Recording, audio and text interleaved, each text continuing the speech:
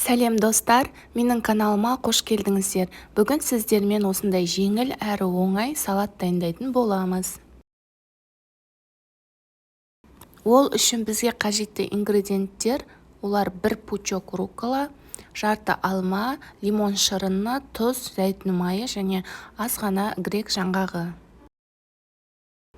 Достар, менің каналымда үнемі pp рецепттер болады, сондықтан міндетті түрде тіркеліп кетіңіздер. Бұл салаттың жасалу жолы оп-оңай, осы видеодағыдай жасай берсеңіздер болады.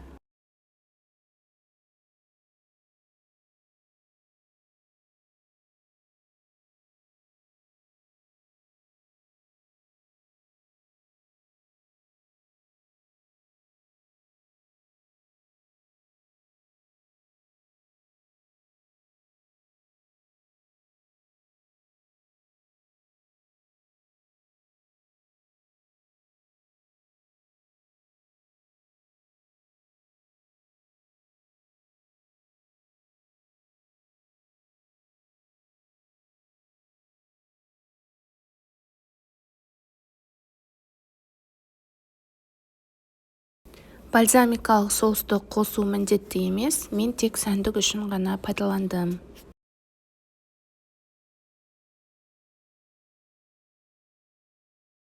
Барлықтарыңызға ас болсын, көрермендер.